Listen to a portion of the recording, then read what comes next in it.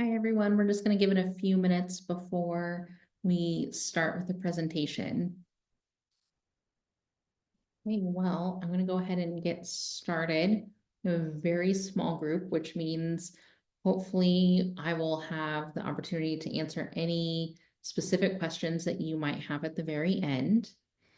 So just to introduce myself, my name is Anna Hitchcock. I'm the Executive Director of Financial Aid here at Reed College. And this session is specific for domestic students. So just in case if you are an international student, please know that some of the information might not apply to you. But we do have recordings of our international student sessions online, which might be more applicable to you. And we're just going to go ahead and jump right into the presentation.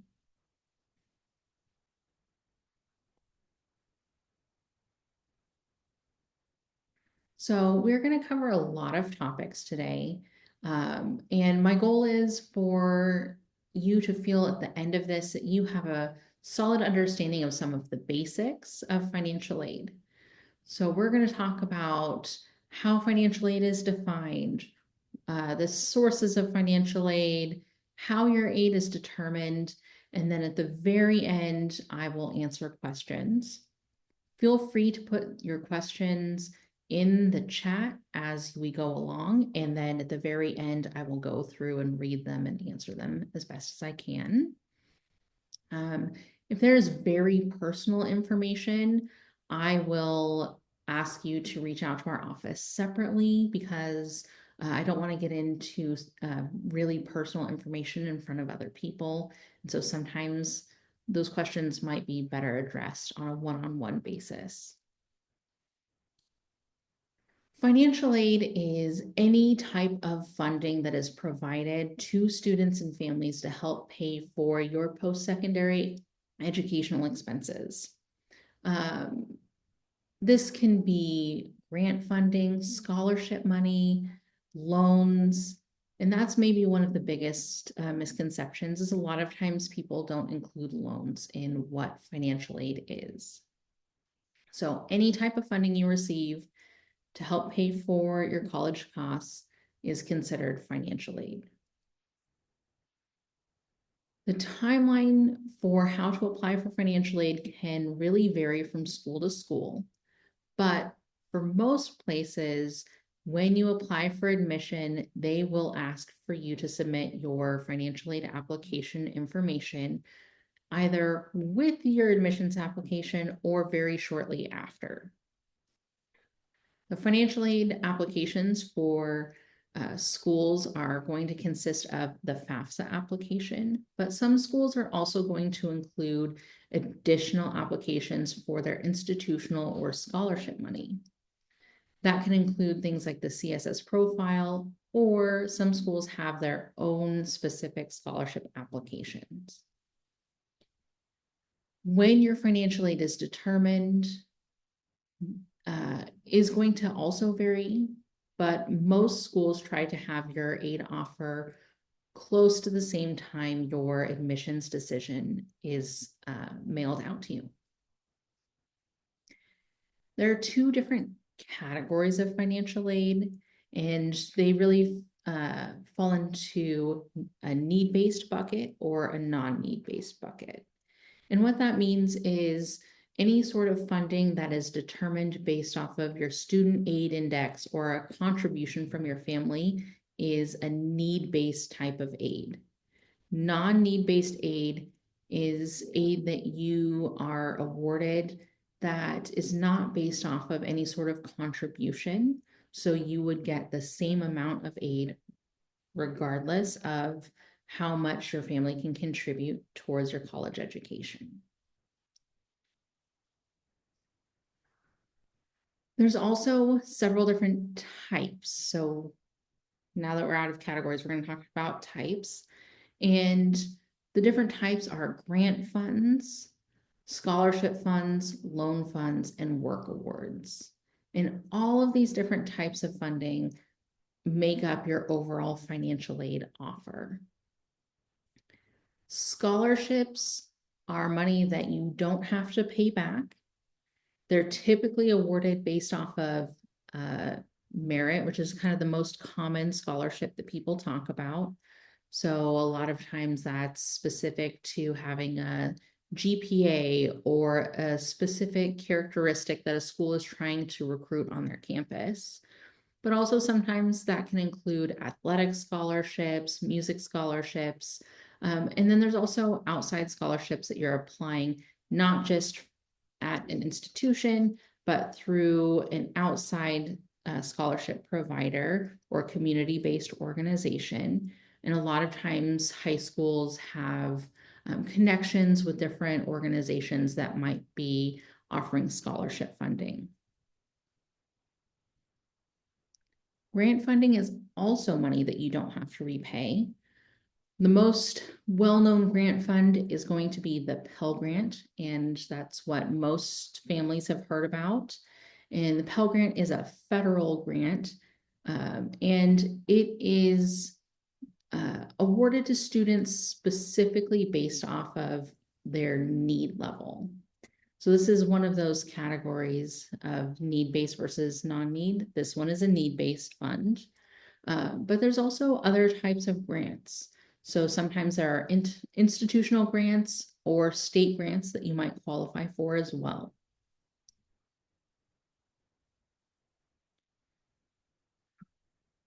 Now we're getting to the loan portion, and loans are considered a part of your financial aid offer, but the way that they are different is that it is money that you do have to repay.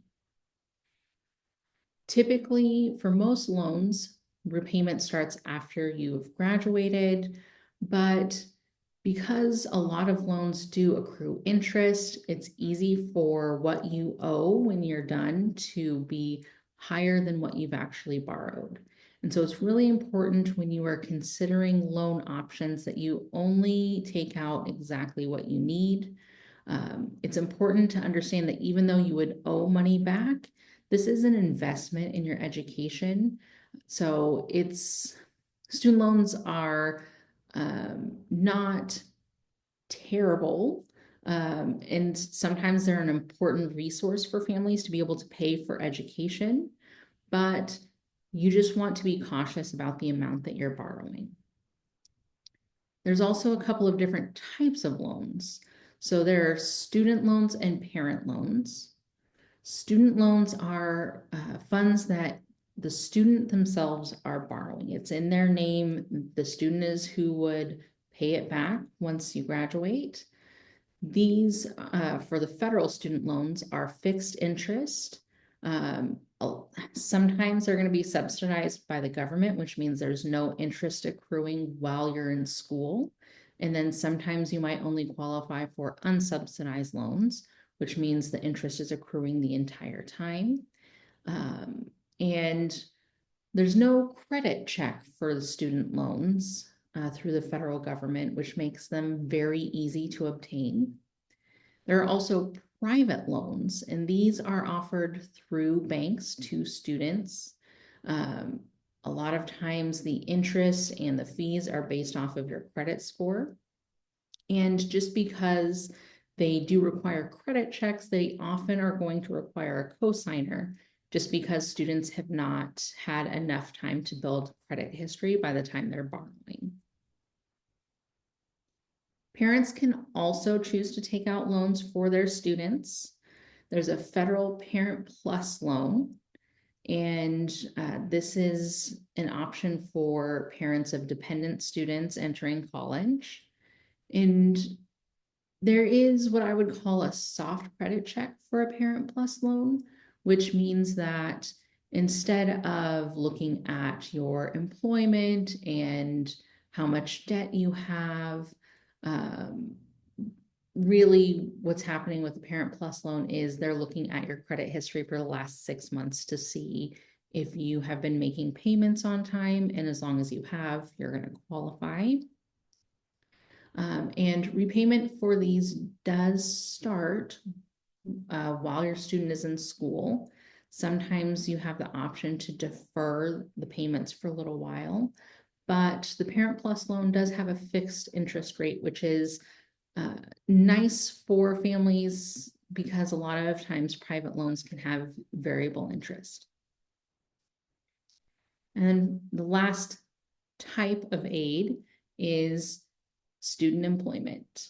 Student employment is a little bit different from the other types of aid because instead of being paid up front, students have a job on campus and they get paid as they go. So it is very similar to having a regular paycheck. And then students can work with their student work office on campus to find a position that's open, and they can submit a timesheet and have a supervisor on campus. Student work does offer more flexibility than a typical job if you are working off of campus. And so that is why a lot of students like to do work study. It also gets you additional connections on campus. You're going to meet more students as well as getting to know different offices on campus. So it does also help build connection and campus community. So all of these different types of financial aid come from somewhere. So the source of financial aid is either going to be from institutional funding, federal funding, state funding, or private funding. I'm going to talk a little bit more about the types of funding here. So institutional funding is going to be specific for your school. That means that if they have an endowment that donors are giving funding specific for financial aid, or if your school has different scholarships they have an individual connection with. Federal funding is all through the federal government. State funding is also through your state's government. And then private funding is through an outside source or community-based organization. Each different source has separate rules on how you apply, how you remain eligible. So it's important to know when you are applying for aid what different qualifications you have. Specifically with scholarships, some of them have different restrictions. And then a lot of times state and federal requirements match up, but state requirements typically require that you are attending school in the same state that you reside in. When you go to apply for financial aid, you will want to make sure that you check your school's website to make sure that you know which applications you need to fill out. So here I have the link for the FAFSA application and the CSS profile. But as I mentioned earlier, some schools are going to require their own institutional application for scholarships. So you'll want to make sure that you check to see which applications your schools need. The FAFSA application is the federal application for financial aid. It stands for Free Application for Federal Student Aid. So if you go to fill out the FAFSA and it asks you to pay money, you are at the wrong site. So make sure that you go to studentaid.gov in order to complete the FAFSA. It should be free. And when you go to complete the application, this will collect information from you and from your parents about your family's financial situation, how many people are in your household, and what sort of assets you have. And it's also going to ask what schools you want to send the information to. The way that you complete the FAFSA application is by using an FSA ID. And if you have not completed a FAFSA before, then I would encourage you to go in and create an FSA ID ahead of when you plan on applying, because it does take a day or two for it to process. Parents will also need to create an FSA ID that is separate from the student, because parents do have to go in separately and submit their financial information. The CSS profile is used by several schools. Most of them are going to be private selective institutions. And it is how a lot of schools determine your eligibility for their institutional funding. So here at Reed College, we do use the CSS profile, and it is how we determine a family's eligibility for Reed Grant, which is our largest fund that helps cover students' cost for college. What I appreciate about the CSS profile is it does give us a more holistic view of a family's financial situation. So it allows us the opportunity to look at medical expenses, private school tuition for younger siblings. It gives us the option to look to see if you have additional siblings in college and take that into account. But it also gives you a space on the application to just tell us a little bit more about your situation. If you think that there's something that we're maybe missing, or maybe you had a recent change that isn't reflecting in the application, it gives you the opportunity to tell us about that. A lot of schools, including Reed, are going to require a non-custodial profile if your parents are divorced, which means we're going to ask for a profile for the parent that you live with and then your other parent as well. If you don't have access to that other parent, or it might not be safe for you to get that information, there is also a waiver process. The CSS profile does cost $25 to submit. However, if you make less than $100,000, you automatically qualify for a fee waiver, and you don't have to do anything additional to get that. It should just happen automatically that it waives the fee. The FAFSA and the CSS profile are available now. For the next application, the 26-27 academic year, both of these should be available in October 2025. But for right now, the 25-26 academic year, the FAFSA and the CSS profile are open, and we have not been having any trouble getting FAFSA applications this year. It's been a very smooth process. So that has been an excellent change from last year. We talked a little bit about dates, and this is some sample dates. So this is the current academic, or for the upcoming academic year, for early decision all the way through transfer students. If you notice, typically we ask for the FAFSA and the CSS profile on the same day, but because there were some delays this year, the FAFSA was pushed back for early decision, early action students. But now that we are in the regular decision timeline, that just passed, but we have made some allowances. So if you are missing one of these, still submit it. We will absolutely still review your application. And you'll also notice upload 2023 tax documents to IDOC. And IDOC is a part of the CSS profile, but it just gives you the option to upload your tax documents to the CSS profile. It shares them with any schools that utilize the CSS profile that you're applying to. But we do ask to have that right around the end of January so that we can make sure we have aid offers out in time. This is probably the most important part of the presentation, and where I think a lot of families have questions, and that is, how do we know what your financial aid eligibility is going to be? So we have some terms, and we're going to go through them here in just a moment, but your financial need is determined by taking your cost of attendance minus your family contribution or your student aid index, and that gives us your need.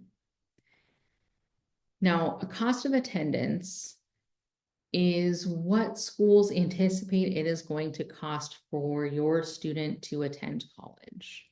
So this includes your direct costs. So that's things that the college is actually charging your student for. This includes tuition, required fees, your dorm room, and your meal plan if you're living on campus. So those are all things that we know what your costs are going to be. But it also includes indirect costs. So these are things that we assume that you're going to have, and we're taking an average of what other students have to come up with these numbers. So this is going to be what most students spend on books and supplies, what students typically spend on transportation, um, and then also your personal expenses. So I'm going to assume that while you are living on campus, at some point you are probably going to need to buy toothpaste. So things that the college isn't charging you directly for, but we're going to reasonably assume that you will have some expenses outside of just your tuition, room, and meal plan. So we take those direct costs and your indirect costs and we add them together, and that gives us your cost of attendance.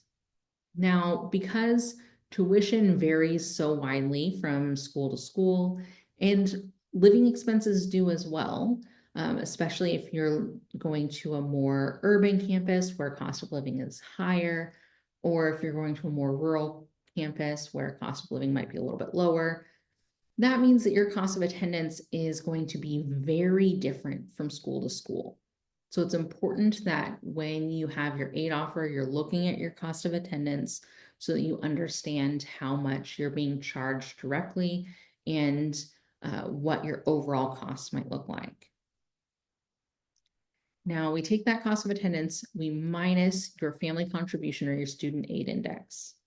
So FAFSA changed the terminology to be student aid index, but the CSS profile still uses family contributions. That's why we have both. But the student aid index and family contribution is a measurement of your family's ability to pay for college. And it's made up of two different portions, a student contribution and a parent contribution. For a lot of families, the student contribution is going to be very small, and the majority of your student aid index is made up from your parent contribution. So the student aid index, it's calculated using the FAFSA, and it's based off of a federal formula, but it looks at what an average cost for a family in your area is to live. It looks at your income, it looks at the number of people in your household, it looks at your asset valuation, and sometimes, depending on your income level, it might exclude parent assets. But the things that it does not consider are things like your specific family's financial contributions. So that's going to be what your specific housing costs are, or if you have consumer debt, or if your parents are still paying on student loan debt. The FAFSA application is not going to take those things into consideration when it determines your student aid index. Now, this is where we're going to talk about need. So I mentioned cost of attendance minus your student aid index gives us your financial need. And we discussed a little bit how that can vary widely from college to college. So if you look at the chart here, we have three different types of institutions. So we see a cost of attendance for a private college at $80,000, a four-year public college at $30,000, and a community college at $18,000. Your student aid index will remain the same at each institution, which means your financial need is the difference. So your financial need at a private college is $70,000 versus a community college is $8,000 in this scenario. What that means is between your financial aid offer and any resources that your family might have, you are going to need to have $70,000 to attend this private college, or $8,000 to attend community college. Now, these are not real numbers. This is just a scenario, but it's important to understand what you're looking at when you are looking through an aid offer. So if you're seeing financial need of $70,000, but maybe you only have an aid offer that covers $50,000 of that, that means that you have $20,000 that you need to be able to find a way to fund. Some schools meet full demonstrated need, which means that financial need portion is fully covered by the institution. Reed is one of those colleges, but not every private institution is like that. So you will want to make sure that you understand how your institution awards aid, and if they cover full demonstrated need or not. A lot of families that are attending colleges that don't meet full demonstrated need end up needing to utilize private loans or Parent Plus loans to cover the difference. And a lot of that is hypothetical situations, but if you want to look at how much you could expect to pay for college, I would highly encourage you to go and utilize our net price calculator. Every school has to have a net price calculator on their website, so you can do this for any institution. But it gives you a good idea of what it's going to cost. It's important to not look at the sticker price, but the net price. And that net price is going to be after they're factoring in what your estimated financial aid is going to be. It's important that when you go to do the net price calculator, you are going in with your full income information, your tax information, your household information, so that you can get the most accurate calculation that you can. Here at Reed, we test our net price calculator pretty thoroughly, so it's normally pretty close to what an actual aid offer is for students. So your financial aid offer, when you get it, should list the types and amounts of aid. So that's going to be if you're getting grant funding, whether that's Pell Grant, state grant, institutional grant, any institutional scholarship fundings, as well as student loans and work offers. We send ours to our students in the mail. You also get an email notification where you can log into a portal and see it online. But your first aid offer is sent via mail, and it arrives shortly after you have been notified that you've been admitted. Not all schools are going to include loan information on your aid offer. Some schools do. But it's important that you review your aid offer carefully so that you understand how much aid you're being offered and what your financial commitment would be if you decide to attend. Sometimes we have situations with families where there might be a sudden change in your circumstances. So that could be something like, just as a recent example, some of the fires in California. Those families had their financial circumstances change drastically overnight. It could be something as maybe someone got sick and had some medical expenses, or they had a change of employment. Anytime something like this happens, the FAFSA doesn't have an immediate reflection of that. And that's because FAFSA is using data from about a year and a half ago. So if you have a circumstance that your family's financial situation has changed very recently, there is the opportunity to submit information to the financial aid office. It's called a request for reconsideration. And what we'll do is we will ask you to send a written explanation of what your change was, along with any documentation to the financial aid office. And we will review it to see if we have any options to adjust your financial aid offer.